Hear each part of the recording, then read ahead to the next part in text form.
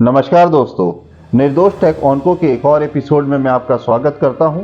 दोस्तों, उम्मीद करता हूं कि आप लोग सब स्वस्थ होंगे। आज का एपिसोड बहुत ही खास है। मैं इस एपिसोड में आपसे एक क्वेश्चन पूछूंगा।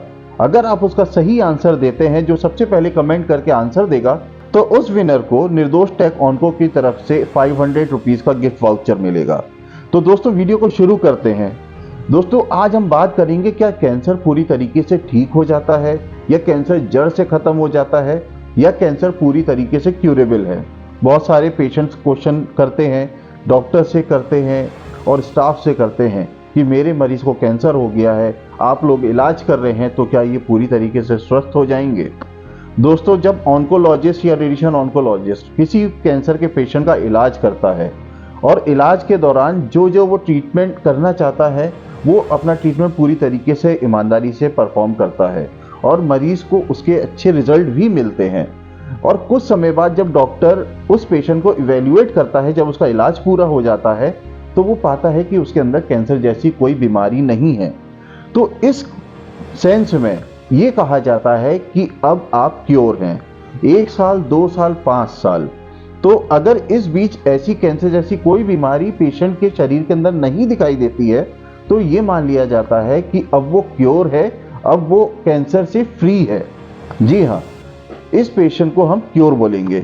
तो अगर आप ये क्वेश्चन करेंगे, या कोई पेशेंट ये क्वेश्चन करता है क्या अब जिंदगी में मुझे कभी दोबारा कैंसर होगा या नहीं होगा, मैं पूरी तरीके से अब क्योर हो गया हूं, क्या जिंदगी भर मुझे कैंसर नहीं होगा। दोस्तों, यहाँ पर प्रेडिक्शन करना बहुत ही मुश्किल है। कोई भी आपको ये नहीं कह सकता कि आपने इलाज करा लिया है और अब आप जिंदगी भर के लिए कैंसर से फ्री हो गए हैं, कैंसर से मुक्ति पा गए हैं।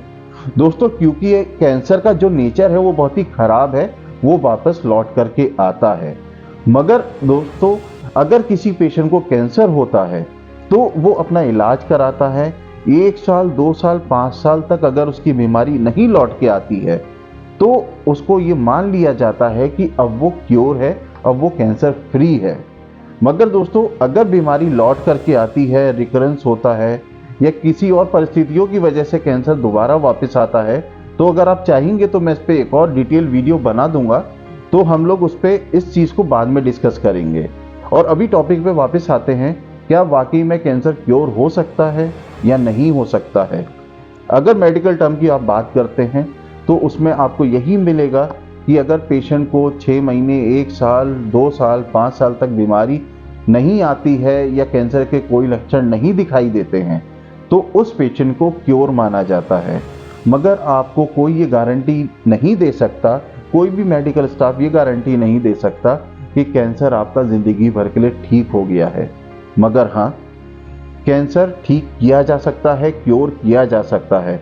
अगर आप कैंसर के प्रति जागरूक हैं, अवेयर हैं, उसकी छोटी छोटे लक्षणों को समझते हैं, समय पर पकड़ पाते हैं, आप जरूर अपने कैंसर को क्योर कर सकते हैं, अपनी लाइफ को कैंसर फ्री बना सकते हैं।